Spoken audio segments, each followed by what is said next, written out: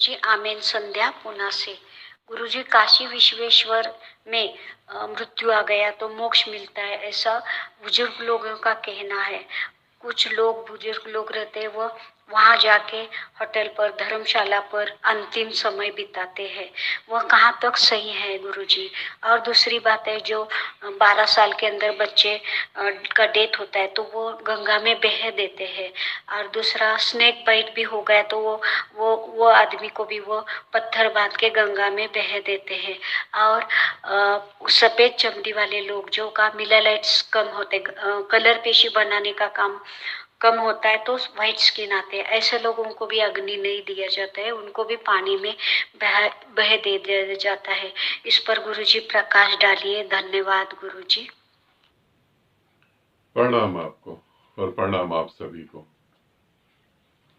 अंतिम समय में हम काशी विश्वनाथ चले जाएं, बनारस, वृंदावन, मथुरा, और वहां जाकर, और उत्तराखंड में भी कुछ जगहें हैं, वहां जाकर शरीर को त्याग दें तो मोक्ष मिल जाएगा, ये बड़े बूढ़ों ने कहा है।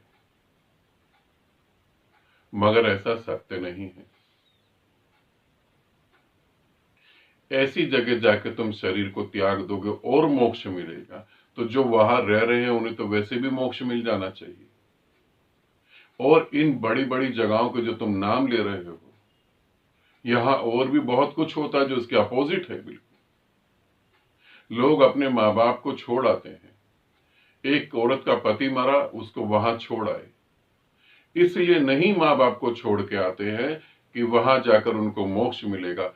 कुछ बच्चों के ऊपर माँ बाप बोझ बन जाते हैं। कुछ बच्चों को ऐसा लगता है हमारे माँ बाप हम पर बोझ हैं, इनको यहां से दफा करो, इनको यहां से निकालो।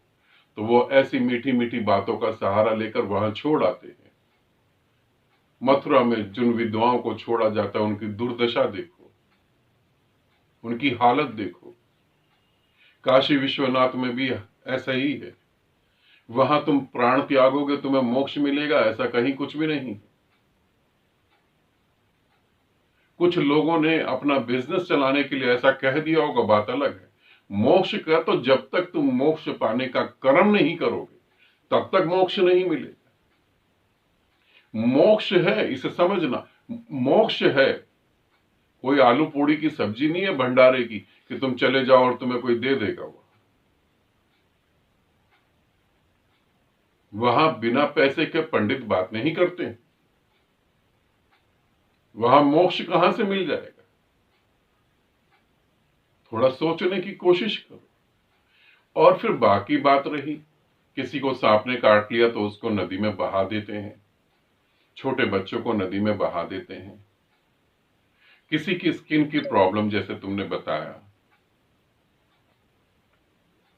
और बात रही पानी में डेड बॉडी को बहाने की, उसके पीछे क्या रीजन है? उसके पीछे आध्यात्मिक कोई रीजन नहीं है। धार्मिक रीजन है वो अलग है, आध्यात्मिक कोई रीजन नहीं है। ना तो मोक्ष मिलने वाला है, ना ही मुक्ति, ऐसा कहीं कुछ भी नहीं है।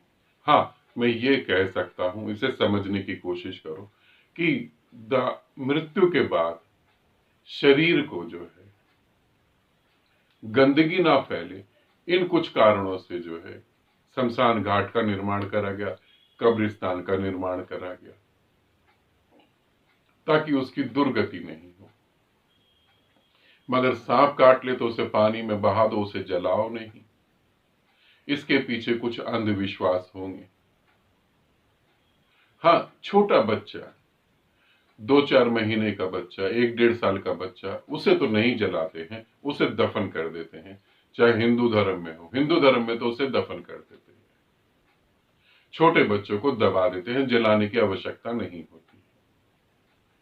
तो ये जो मृत्यु के बारे में तुमने पूछा, इसमें अंधविश्वास ज्यादा है और कुछ भी लॉजिकल चीजें नहीं है। और ऐसा भी मुझे लगता है कि तुम्हें अपनी चिंता हो रही है। शायद यदि तुम्हें अपनी चिंता हो रही है कि मरने के बाद तुम्हारे साथ क्या करा जाएगा, तुम्हें पानी में बहाया जाएगा, तो अब नदियां तो वैसे ही सूख रही हैं, तुम्हें पानी में बहाएं कहां? तुम तो कहीं ना कहीं झाड़ पाड़ में लटक जाओगी, अटक जाओगी इधर उधर, बह तो पाओगी नहीं तुम। तुम्हें, मेरे को लगता है, अपनी चिंता हो रही। तो अब नदी में तुम्हें बहाएंगे नहीं, तुम्हारा संस्कार ही होगा।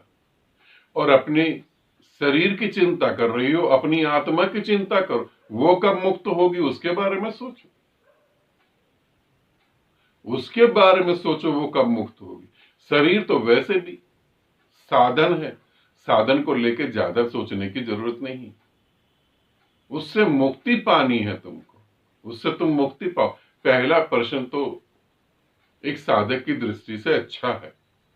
कहीं ऐसा तो नहीं कि काशी विश्वनाथ जाकर हम मोक्ष को प्राप्त हो जाएं और हम यहाँ खामाखाई साधना कर रहे हैं तो वहीं जाके हम प्राण त्याग दें, कि वृंदावन ही चले जाएं, मथुरा ही चले जाएं, वहां प्राण त्याग दें। ये तो प्रश्न ठीक है, मगर मृत्यु के बाद बच्चे को बहा दिया जाता है, जिनकी स्किन का कलर सफेद हो जाता है उनको भी पानी में बहा दिया जाता है।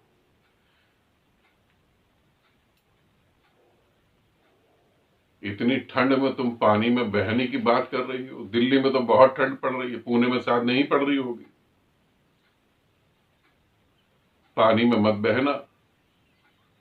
अगर प्राण सर्दियों में ही त्यागो तो अग्नि में जलना सबसे बेस्ट है।